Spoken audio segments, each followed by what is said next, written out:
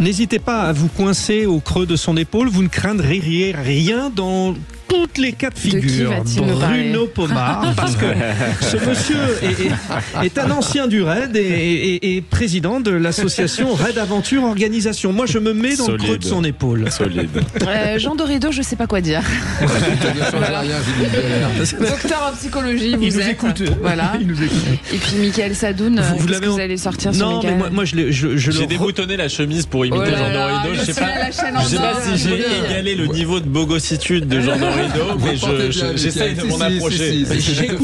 J'écoutais et je savourais Michael Sadoun, parce que Michael Sadoun a une éloquence à toute épreuve. Oh là je là le là là là. brille. Oh. Ça tombe bien, c'est le coup de projecteur des vraies voix.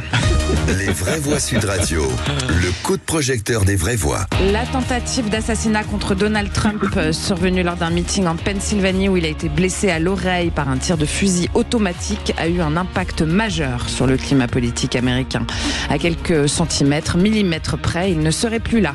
Cet événement va influencer les délégués républicains en consolidant leur soutien à Trump en tant que candidat unificateur capable de surmonter l'adversité, illustrée par cette photo de lui le poing levé. L'histoire est en marche. Cet événement intervient à un moment crucial alors que des dizaines de milliers de partisans doivent se réunir pour la convention du Parti républicain aujourd'hui, où Trump devrait être désigné candidat officiel à la présidentielle. Parlons vrai, il devra défier un président sortant affaibli physiquement. Il se relève, poing levé, après avoir reçu une balle dans l'oreille, taché de son sang, déclarant que la main de Dieu l'a préservé. N'en jetez plus. Trump sort-il, certes miraculé, mais surtout grand vainqueur de cet épisode? Notre question pour notre coup de projecteur, #élection américaine. Trump va-t-il retourner cette tentative d'assassinat à son avantage? Alors dans la dernière tendance, vous nous disiez oui à 95%. Ah, quand c'est même. assez clair. Ouais. Ah oui. C'est modéré. Alors pour en parler, on est avec Frédéric Ancel. Frédéric Ancel, vous êtes géopolitologue, professeur à Sciences Po, et vous êtes aussi auteur du livre Les Voix de la puissance chez Odile Jacob. Bienvenue. Alors Frédéric Ancel, une première question. Alors dans ces cas-là, quand on dit bienvenue, on dit merci, hein, Frédéric. Alors c'est ce que j'ai dit, mais manifestement vous ne m'entendez pas. Mais c'est ça qui est drôle, Frédéric. C'est pour ça que je me suis permis de vous brancher. Alors justement par rapport à cette histoire que la main de Dieu l'a préservé, grâce à Dieu, mais j'ai envie de dire, mais que vient-il faire dans tout cela, Frédéric Ancel? Oula, alors attention, on est aux États-Unis, on n'est pas en France. Hein. Ouais. C'est-à-dire que là, c'est un président américain qui a réagi face à sa propre opinion publique, ce qui est d'une logique implacable, surtout en pleine élection. Et même si Trump n'est pas un pilier d'église, c'est même le moins qu'on puisse dire au regard de l'ensemble des présidents américains depuis la fin du 18e, c'est quand même quelqu'un qui, au-delà même du caractère très rhétoriquement très bibliste de la société américaine et de ses présidents, c'est quand même quelqu'un qui a eu besoin, lors de la première campagne électorale, la victorieuse face à Madame Clinton, il a eu besoin des évangéliques. Et il faut jamais oublier que non seulement la société américaine, même si d'ailleurs il y a eu une légère nuance, une tendance plutôt à la baisse ces dernières années, reste quand même majoritairement plutôt bibliste, mais il ne faut jamais oublier que parmi les croyants et les pratiquants américains, les évangéliques ont acquis une puissance absolument exceptionnelle. Entre parenthèses, c'est pas vrai qu'aux États-Unis, on pourrait évoquer le Brésil et d'autres pays. Mais aux États-Unis, et pour le coup, Trump, lui, a réussi à politiquement se les mettre dans la poche, pardonnez-moi l'expression, et ça lui a servi au moins une fois, deux d'ailleurs, mais la deuxième fois ça n'a pas suffi face à Biden, mais il a quand même augmenté encore, on s'en souvient, son score, notamment grâce à ces gens-là. Donc vous imaginez bien qu'au moment où, alors je ne dis pas qu'il n'est pas sincère, mais qu'au moment où il vient d'échapper à la mort, il se sent la volonté, l'obligation, que sais-je encore, ou l'émotion de dire quelque chose. Vous pensez bien qu'aux États-Unis, un président américain si proche des évangéliques va évidemment évoquer Dieu, naturellement. Et c'est bingo, forcément. Alors, l'avis de Michael Sadoun, on revient sur cette question, visiblement qui fait l'unanimité chez les auditeurs de Sud Radio. C'est gagnant tant que ça, Michael Sadoun ? Ah bah oui, moi je pense que c'est gagnant, d'autant plus que sincèrement, ça n'est pas juger des opinions politiques de Trump que de dire que la réaction qu'il a eue à ce moment-là était purement surhumaine. Enfin, je confesse que je ne connais personne qui aurait eu une telle réaction. On a le sentiment qu'il a senti le coup politique et communicationnel immédiatement et qu'il s'est dit, Et justement, on le voit dire à ses gardes, attendez, et il lève le poing comme ça. Alors désolé de vous dire qu'à 75 ans passés, quand on vient de 78, impressionnant, quand on vient de se faire tirer comme ça à l'oreille, de se relever comme d'un seul homme et de dire continuez, on combat, etc. Franchement, je trouve ça extraordinaire. Alors, voilà, je ne sais pas vous dire plus. Ça, c'est la communication et la psychologie, alors, Jean Dorido. Alors, la psychologie, alors là, pour le coup, on ne peut pas savoir à l'avance comment une personne va réagir dans une situation extrême comme ça. C'est pour ça qu'on fait de la psychologie expérimentale. On met les gens en situation. Et typiquement, je rejoins Mickaël, Donald Trump, je veux dire, quel que soit ce qu'on pense de lui politiquement, il a eu une réaction absolument de héros. Et en plus, il a quand même, c'est un fait, il a le physique de l'emploi. Le type, je sais pas, il mesure 2 mètres, il est immense, et il a effectivement cette réaction avec. Il y a une photo que j'ai vue sur Twitter où on le voit, il y a la bannière étoilée derrière. On le voit le poing levé comme ça. Et j'ai vu cette vidéo en plus parce qu'on a les images maintenant et on voit cette vidéo et il commence à dire fight, et on a tout le public qui le reprend. La question, va-t-il retourner ça? En fait, la réponse, il a déjà mécaniquement la situation se retourne à son avantage. Frédéric Ancel, il se met aussi à utiliser des termes qui sont les termes du camp démocrate, notamment le terme unifié. Alors lui, il veut unifier autour du miracle. Grosso modo, il est en train de lessiver le programme démocrate un peu aussi, non? Oui, c'est une façon d'être politiquement intelligent. C'est-à-dire que là, il peut se payer le luxe insigne, ce qu'il ne s'est jamais payé jusqu'à présent, de jouer au centre. Quand on a vécu ça, on peut aller brouter dans le jardin du voisin sans aucun problème. Et si vous voulez, il est en train de repousser dans leur retranchement les démocrates, alors qui seraient bien inspirés. Certains le font déjà, d'ailleurs, notamment parmi certains un peu collègues universitaires, mais de rappeler que, après tout, Donald Trump, au moins sur le plan rhétorique, c'est quand même pas le dernier à avoir accepté, voire encouragé une forme de violence politique ces dernières années. Bon, ça, c'est quelque chose qui se dit de plus en plus souvent. Mais je pense que ça suffira pas le 5 novembre. Et il leur reste autre chose. C'est ce qui correspond au substrat électoral fondamental des Américains depuis toujours. C'est certainement pas les affaires internationales, c'est l'économie. Et l'économie, globalement, elle marche plutôt bien. Sauf que le ressenti qu'on retrouve exprimé dans les sondages, il n'est pas celui-là. Mais je crois que c'est à peu près tout ce qu'il leur reste aux démocrates, si peut-être des questions sociétales comme l'avortement. Mais fondamentalement, aujourd'hui, pour vous répondre d'un mot, là où on retrouve l'animal politique, au-delà de l'émotion bien légitime qui est la sienne, c'est vraiment effectivement maintenant de pouvoir jouer l'unité, l'apaisement et de jouer au centre. Alors, parmi nos vraies voix ce soir, on les avait réservées depuis un petit bout de temps, ces vraies voix, mais on s'est dit, tiens, ça tombe bien avec l'actualité, il y a Bruno Pomar, ancien du RAID. Alors, on ne peut pas occulter cette question. Ça paraît quand même surprenant de voir qu'un homme aussi facilement a pu se présenter aussi proche du candidat Trump et de lui tirer dessus, Bruno. Oui, un véritable sujet sur la sécurité, évidemment, de ce meeting, mais je pense que l'enquête du FBI et des services secrets va nous donner quelques informations. Ça va prendre du temps, je pense. Mais effectivement, oui, il y a eu un bémol, il y a eu un loupé, il y a eu un trou dans la raquette, même on peut le dire, compte tenu du contexte. Comment un homme peut se positionner à 130 mètres d'un lieu aussi stratégique où l'ancien président se présente avec une arme d'épaule et pouvoir ensuite être capable de sniper le président. Ouais, il y a de véritables questions, mais la question, en soi, elle est simple et la réponse, elle pourrait être tout aussi simple. Et je pense que le verdict sera sans mesure. C'est-à-dire que le travail du Secret Service qui a été admirable, on l'a vu.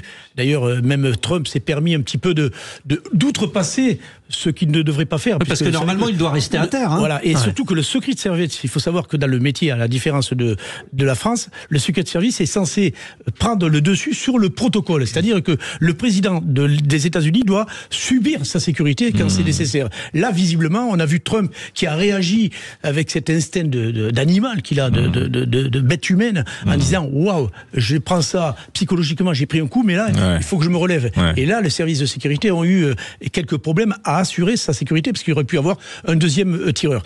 Deuxième élément à prendre en compte, c'est également la présence de ce sniper, je le disais, avec les équipes de contre-sniping qui étaient là et qui ont mis du temps à réagir. Ce qui veut dire qu'en termes d'organisation générale, il y avait un véritable souci, c'est-à-dire l'amalgame de plusieurs services de police qui n'ont pas fonctionné de la bonne façon. Et alors justement, j'ai vu une vidéo, alors il faut toujours vérifier sur les réseaux sociaux si c'est bien vrai ou si c'est pas fait. Oui, c'est la base. D'un sniper à un moment qu'il se recule. Il a le type à côté de lui qui regarde tout le champ. Le type est dans sa lunette et on le voit, il y a un mouvement de recul. Et il revient.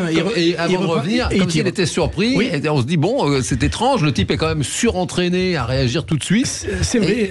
Vous savez, c'est compliqué entre l'entraînement et les drills répétés des situations et puis le vivre en réel. C'est encore, même si ces gens-là sont entraînés, vous êtes psychologue, vous en doutez bien que c'est pas facile de se faire du discernement, de se dire c'est un ennemi, est-ce que je le neutralise ou pas? Est-ce que je le tope pour le neutraliser? Et on a vu que au moment du tir, le sniper a été surpris et hop, il a repris la visée pour le neutraliser. Donc, situation complexe, je trouve ça très intéressant. En tout cas, c'est du pain béni pour le complotisme quand même. Michael, c'est ça, évidemment. On a dit qu'il avait exprès pour... J'allais dire ça, c'est très intéressant. Évidemment, c'est une image historique. Et toutes les images historiques dans l'histoire de l'Amérique, que ce soit le premier pas sur la Lune ou le 11 septembre, on nourrit nécessairement à partir de fragments de vidéos qui duraient quelques secondes un nombre de théories du complot faramineuses. Kennedy aussi, évidemment. Et on voit déjà l'abondance de théories du complot. Est-ce que c'est organisé par les services secrets? Comment est-ce qu'on a laissé cet homme-là sur le toit alors que tout le monde le dénonçait depuis 1 ou 2 minutes, avec parfois des vidéos qui montrent le show montrant Trump d'un côté et de l'autre ses partisans qui montraient cet homme qui était sur le toit. Après, évidemment, la véridicité des vidéos. Moi, personnellement, j'ai tendance à préférer, comme dirait Michel Rocard, la bêtise au complot, parce qu'il disait la bêtise est très répandue et le complot demande un esprit rare. Vous avez cité Michel Rocard. Ancien Premier ministre socialiste. Alors, pour changer un petit peu de sujet, Jean Dorido, je vais vous poser la question à vous, parce qu'il y a aussi une scénographie familiale chez les Trump qui est très importante. Et elle avait un peu disparu. On voyait plus trop Ivana, Ivanka, tout ça, elles avaient disparu. Et bien là, réapparition. Ivanka, Ivana et Ivanka, déjà sa fille. Sa fille, voilà. Parce que je les connais pas, c'est pour ça, dites-nous. Donc il y a ces 2 filles. Je peux finir ma question? Mais oui, Judith, bien sûr. Et puis il y a aussi eu un message de Melania, sa femme. C'est elle, voilà. Sur les réseaux sociaux.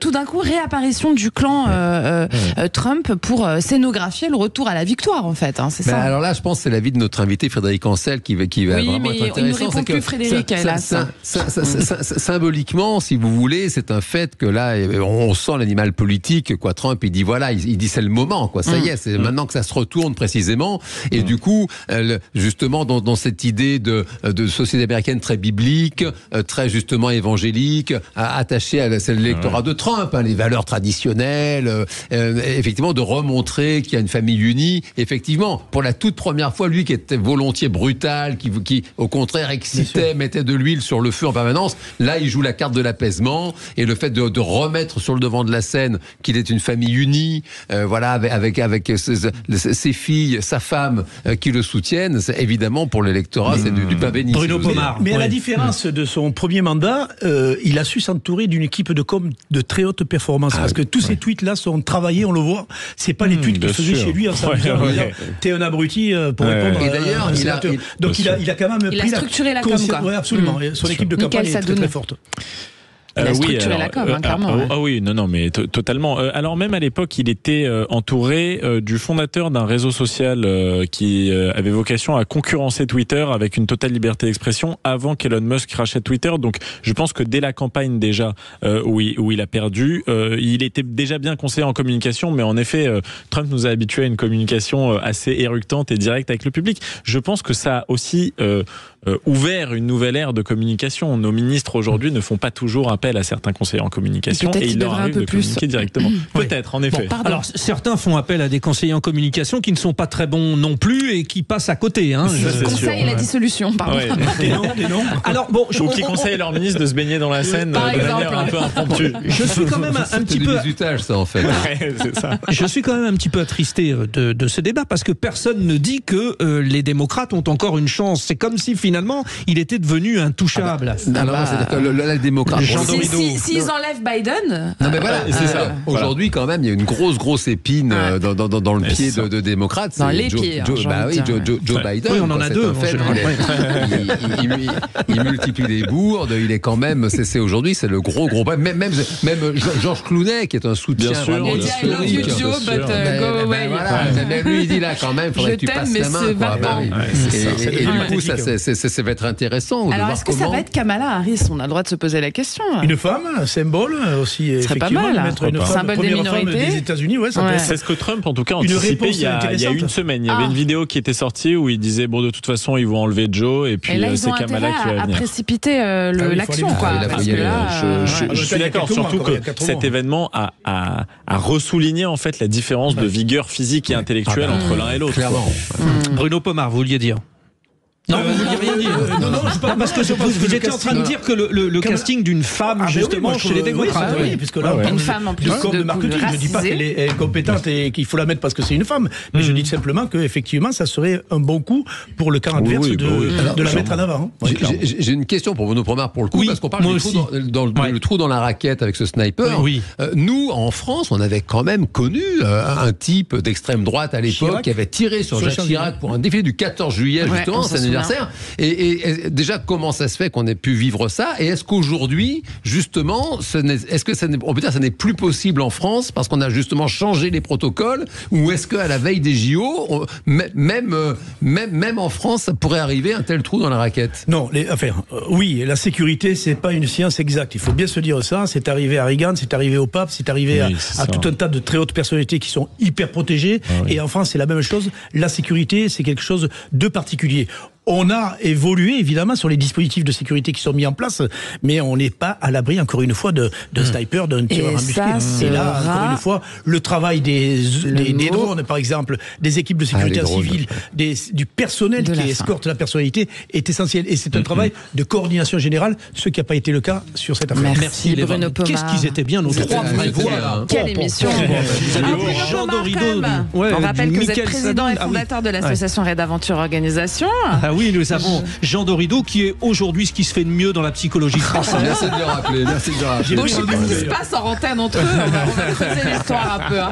Et puis, Michael Sadoun, chroniqueur et consultant. Revenez Voilà, quand vous voulez. stratégie et Et communication. restez avec nous. On est encore avec vous tous les jours de 17h à 19h jusqu'à vendredi. Puis tout de suite, c'est qui? C'est qui? C'est Thomas Binet. Ah non, pas aujourd'hui. Il dort. Il dort aujourd'hui, Thomas. Oui. Christophe, pardon, je vous ai appelé Thomas. C'est Voilà, vous voilà. maintenant. Mais alors, ça sera Ça se juste ressemble. après les infos quand même. Oui, bien sûr. Voilà. À tout de suite. À tout de suite.